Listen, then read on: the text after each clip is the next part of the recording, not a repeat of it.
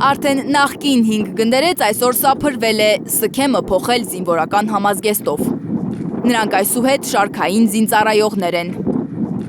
Բանակում այլևս ոչ մի հոգևորական չի մնացել։ Հոգևորականը իր ճակատը ունի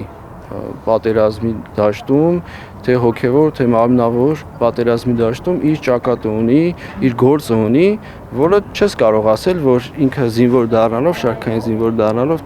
կամ էլ սպա դառնալով կարող է ավելի շատ օգուտ տալ։ 3 օր առաջ է պաշտպանության նախարարը գնդերեցներին բանակից հեռացնելու որոշում կայացրել։ Այս կորուստը որպես այդպիսին լուծարումը հոգևոր առաջնորդության, փաստացի հոգևորականների բանակում ներկայության պակասելն է, այսինքն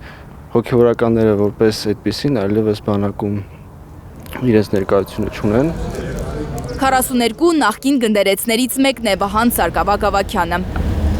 Հոգևոր ծառայության 4 տարիները բանակում են անցել։ Ժամկետային տասնյակ զինծառայողներ են իրենց խնդիրները վստահել Վահան Սարգսակին։ Հիմա ինչ կանեն իր զինվորները, որոնք մնացին առանց խոստովանահոր։ Հոգևորականը որպես զորամասում իր ներկայությունը այնպես է եղել, որ զինվորները իրեն տեսել են առանձին մի մարդ, ով որ կապ չունի, փաստացի զինվորական հագուստ չի կրում եւ առերևույթ կապ չունի, այդ բոլոր ամբողջ համակարգի հետ կապ չունի եւ իրենց համար ավելի հեշտ է կիսվել այն մարդու հետ, ով որ տարբերվում է, ով որ միանման չի։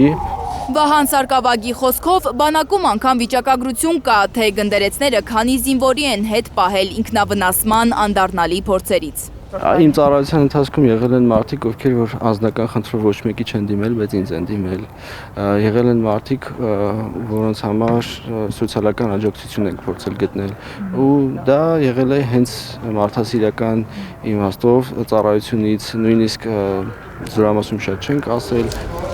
Գնդերեցների փոխարեն սպայի կոչում է առաջարկում պաշտպանության նախարարությունը հոգևոր կրթություն ունեցողներին։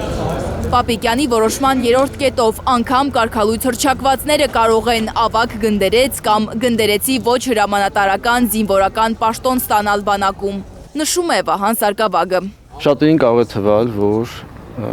գնդերեցությունը շարունակվում է։ Հրամանի մեջ գրված է, որ հոգևոր կրթություն ստացած անձինք, հայ առաքելական եկեղեցու հոգևոր կրթություն ստացած անձինք, ովքեր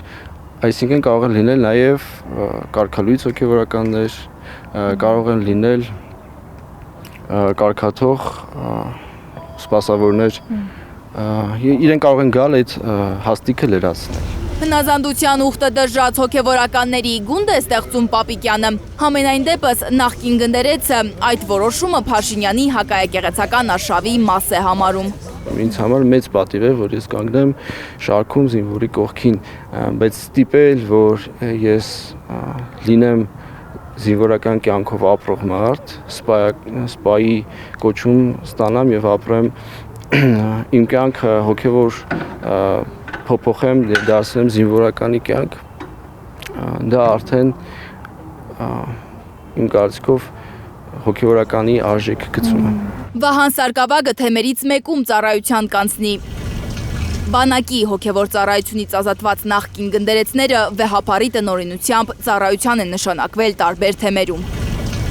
Լանա Համբարձումյան, Նորայր Շարբաթյան, Արմեն Ապրեսյան, Հայլդուր։